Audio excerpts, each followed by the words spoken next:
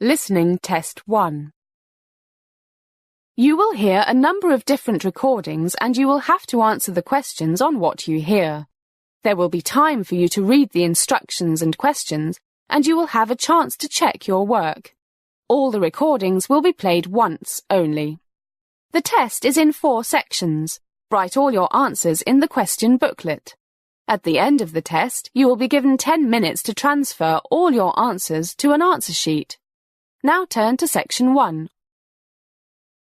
Section 1. Listen to the conversation between John, who is an accommodation officer for overseas students, and Susan, a Canadian student who wants an apartment, and complete the form. Look at questions 1 to 5 on the form now.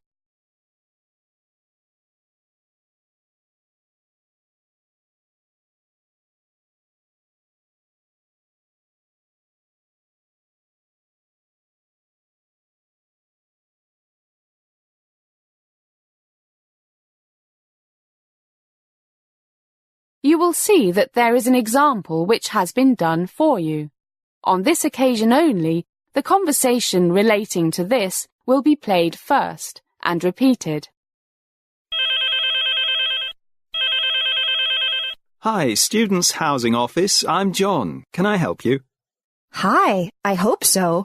I need an apartment. The sooner the better.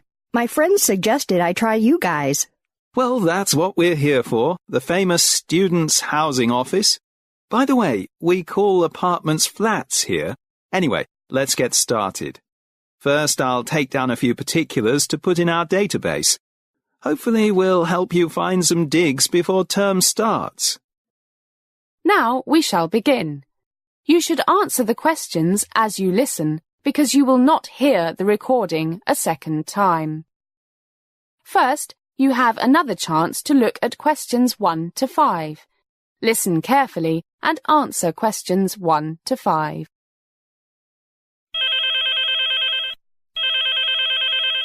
Hi, Students' Housing Office. I'm John. Can I help you? Hi, I hope so. I need an apartment. The sooner the better. My friends suggested I try you guys. Well, that's what we're here for, the famous Students' Housing Office. By the way, we call apartments flats here. Anyway, let's get started. First, I'll take down a few particulars to put in our database. Hopefully, we'll help you find some digs before term starts.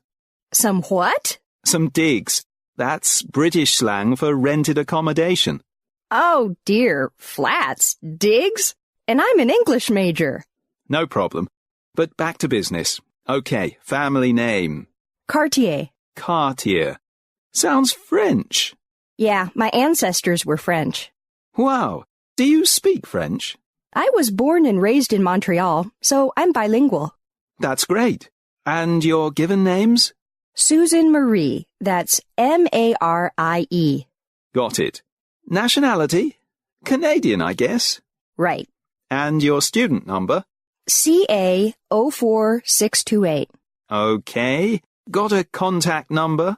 It's 65349087. I'm staying with friends until I find a place of my own. 65349187. No, 9087. Got it. What about a mobile phone? I'll get one later today and tell you the number. Okay, 653. That's way over the other side of town, right? Yes, near the railway station. Far too far if I have classes every day. So you want somewhere closer? Up to half an hour by bike, and with a bus service if the weather is too bad. Yeah, I cycle here too. Keeps me fit, and no hassle trying to find a parking space. Do you want to share accommodation or live on your own? Live alone. I'll be too busy with my studies to bother with roommates. How much rent do you want to pay? Around £500 a month. Look at questions 6 to 10.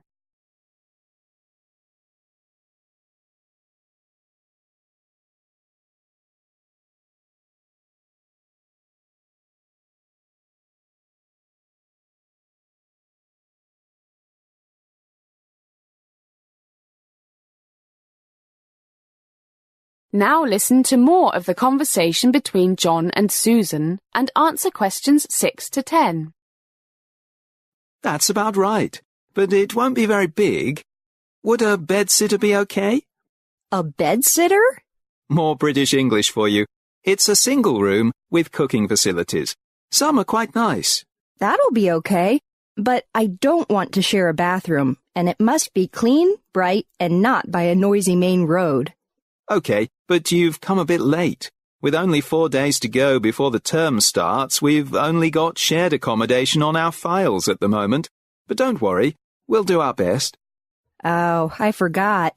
Does the rent here include utilities? Usually no. You have to pay the gas, electricity and water yourself. What about a deposit? Most landlords want 3 months in advance, which is also a security deposit. And make sure you read the rental contract carefully, especially the small print. Thanks, I'll do that. Anything else you need to know? Not at the moment. Make sure you let me know your mobile phone number. Will do. Anyway, I must go now. I'm meeting some friends in the cafeteria. Okay, we'll be in touch. Bye for now. See you. That is the end of section 1. You now have some time to check your answers.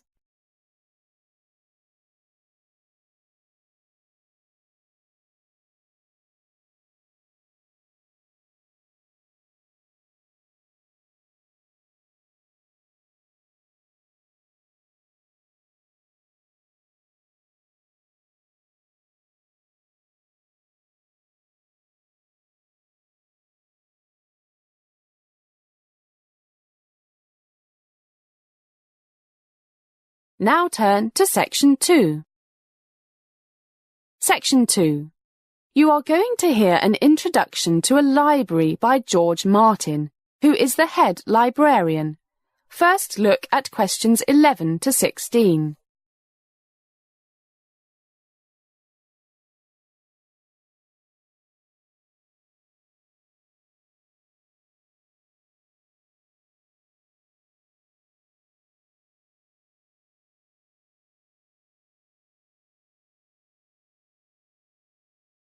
As you listen to the first part of the talk, answer questions 11 to 16. Good morning, and welcome to the main library of the University of British Columbia. My name is George Martin, and I'm the head librarian. I'm happy to give you a brief introduction to our library. I guess I'm qualified. I've been working here since 1961, back in the days when the only electrical or electronic stuff here was the lights. Oh, and the phones, of course. Mechanical typewriters and slide rules then. No fancy laptops and cell phones. Computers? In a library? No way. Everything was on paper. If you needed to find something, you went to the card index. And if that didn't help, you asked one of the staff. And if that didn't work, you told your professor that you couldn't write the essay because the library didn't have the book you needed. My, you students have it so easy nowadays. We've got about 15 computer terminals on each of our 4 floors. If you know the title or the author, then you can find out if we've got it in seconds, and, if we do, where it is. If we haven't got it, then you can find out if the public libraries and other university libraries in Vancouver and Barnaby have it. Now you know that library books are arranged according to the numbers on the back of each book. Does anyone know the name of this numbering system? Right, the Dewey Decimal Classification System, which was invented by Melville Dewey, an American librarian, not John Dewey, the philosopher. Now look at questions 17 to 20.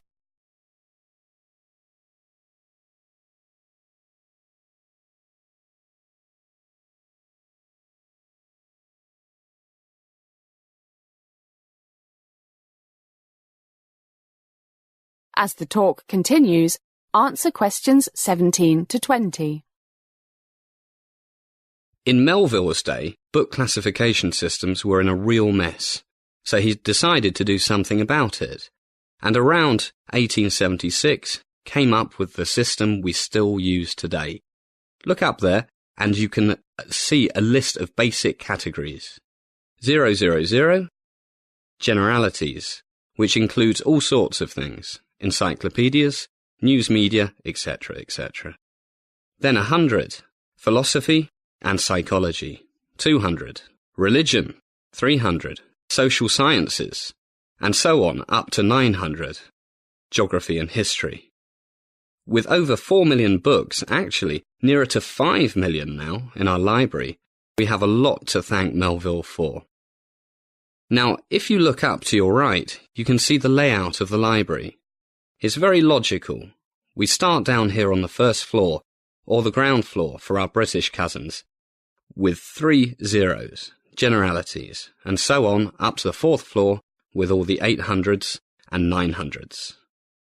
By the way, you won't find books on medicine and dentistry here. They're all over in the medical library, just to the east of the medical school.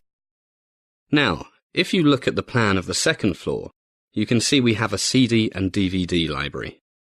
The music collection covers just about everything that we call serious, from Bach and Beethoven, folk music, blues, early rock and roll, jazz and more. But sorry, no punk, heavy metal, rap or hip-hop yet. For Oriental music like Peking opera, you'll have to go to the Asian Studies Centre or Chinatown. A word about taking books out. The usual lending period is 2 weeks, but a few books in great demand can only be taken out for 2 days. And I suggest you try to return books on time. The fine is $1 a day for the first week and $1 a day thereafter. That's a lot of beer money. One last thing. Your fancy new smart student card is also your library card, and you can also use it to pay at the student cafeteria. So don't lose it, or you'll starve to death without any library books. Okay, I guess that's enough here. Let's move up to the 2nd floor. That is the end of section 2. You now have some time to check your answers.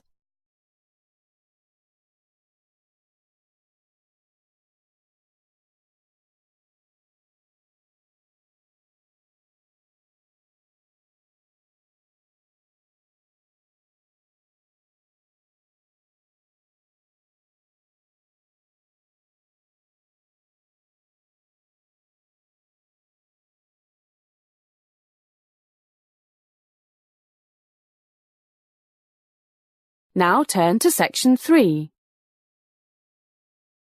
Section 3. You are going to hear a conversation between Jack and Mary, who are 2 college students. They are talking about the courses they should take.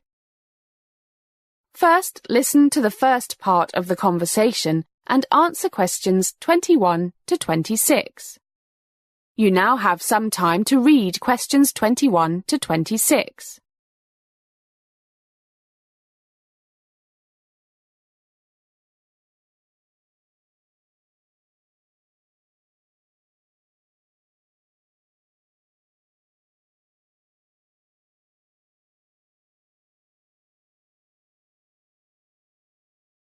Hi, Mary. Got time for a coffee? I'd love to discuss what courses I should take. I'm so confused. So am I. But maybe we can work something out together, Jack. We should really talk about this with our academic supervisor, but she's away until Thursday, which might make it a bit late to register for some of the more popular courses. That's my worry. It's lucky we're doing the same major, so some of the courses will be the same and we can cycle in together. What did your parents say when you told them you would be an English major? Well, Dad thinks I'm crazy. You'll never find a decent job when you graduate. Teacher or secretary, that's about all you'll be good for. But he's an engineer, so what would he know? What about your mum? Oh, she loves reading and has dreams of me becoming a great writer or something, so she's all for it. What about your parents? Actually, they agree. They're both teachers and are always moaning about the terrible English of most of their students.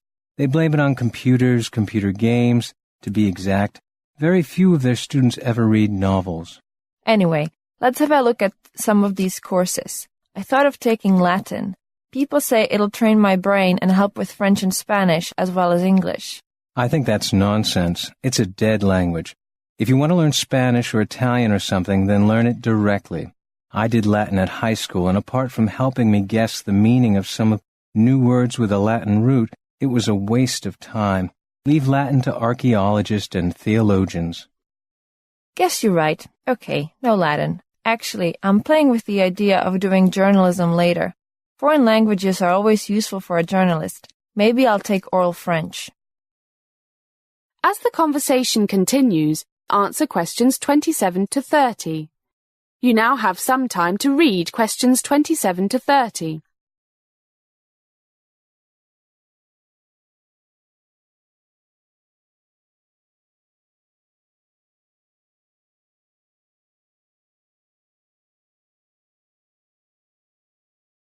That's exactly what I was thinking. What are the lecture times? Let me see. French 100, 9 to 12 Monday mornings in Language Lab number 2, and 2 till 5 Thursday afternoons in Lecture Hall A5. I think they're both in the Arts Faculty building. They are. I checked the language lab out yesterday. Very modern and not too big. Room for about 30, so the teacher will have more time for individuals. Not like that 50-seat place in my old school. Okay, French 100 it is. What next? I was thinking about Creative Writing 201. What do you think? That's one of our set courses, stupid. We have to take it along with History of English, Early American Literature, and Sociology 100. Damn, I forgot. So including French, we'll be doing 5 courses this term. How many classroom hours is that all together? Let's see. History of English, 3 hours every Tuesday morning. American Lit, 2 till 5 Tuesday afternoons. Creative Writing, 9 till 12 Wednesday mornings. Sociology, 2 till 5 Friday afternoons. That makes 18, including 3 hours in the language lab. Sounds enough to me, especially in our first term. And the times won't interfere with my swimming team training. All work, no play makes Jack a dull boy. You certainly need that creative writing course. Let's drink our coffee. That is the end of section 3. You now have half a minute to check your answers.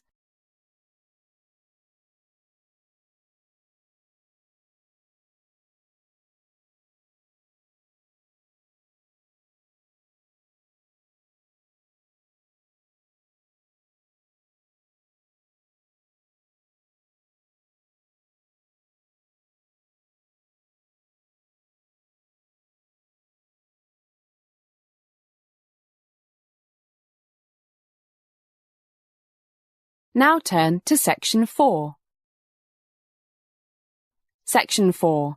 You are going to hear a lecture about environment and development by Professor John Robertson. You now have some time to read questions 31 to 40.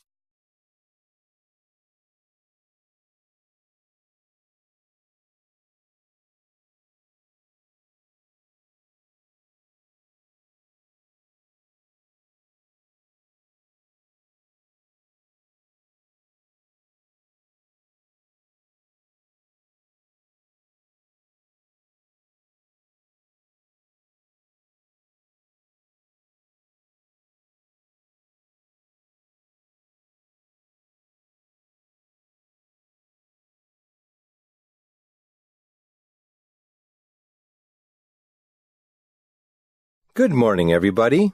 It's good to see you all looking so refreshed after spending the weekend testing the beer in the students' bar. I wonder if any of you discovered the library, but I guess it's far too early for that. It's even better to see we have a full house. I hope you are all here for Environment and Development 101, because if you are not, then you are in the wrong lecture hall. By the way, my name is John Robertson, and I'll be the main lecturer for this course.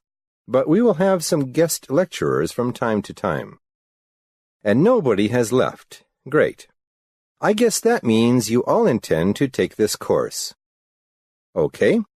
As it says on the notice outside, today I'm going to describe the main contents and purposes of the course and hopefully add to the enthusiasm that brought you here today.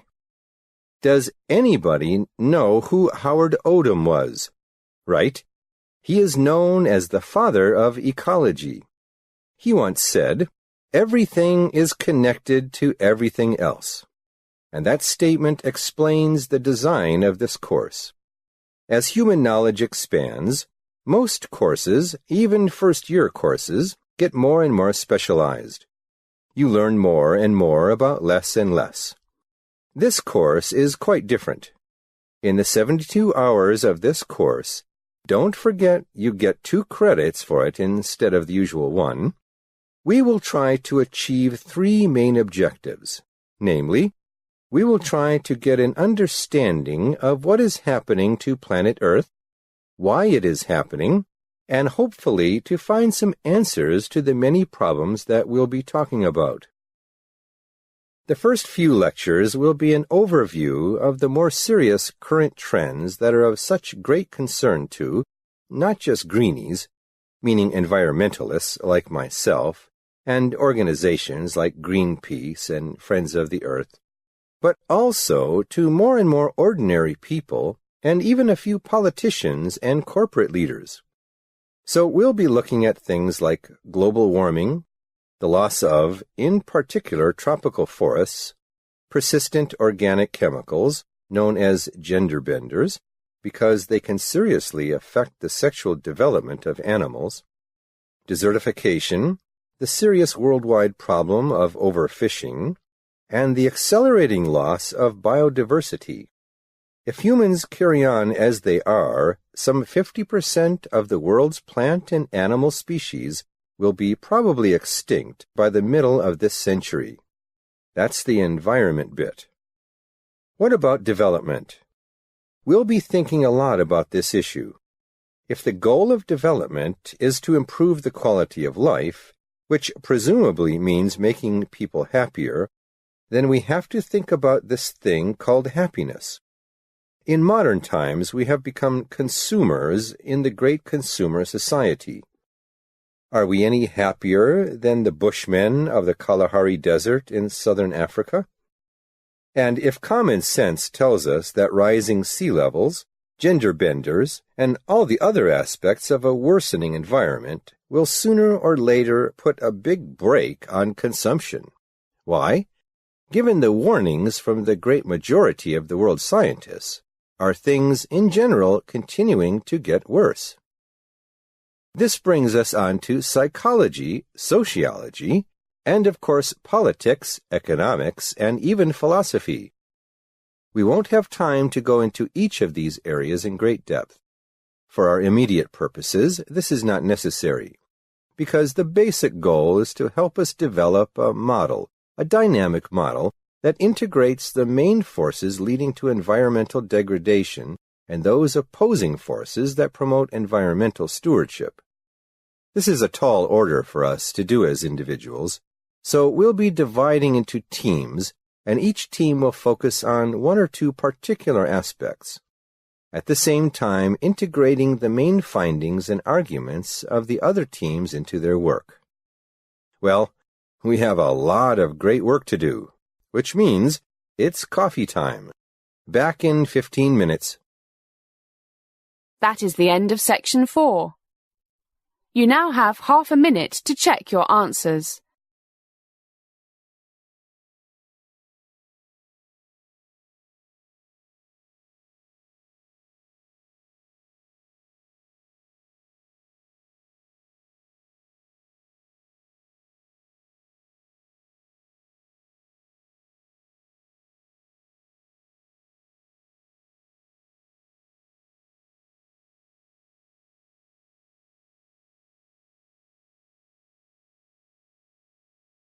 That is the end of the listening test.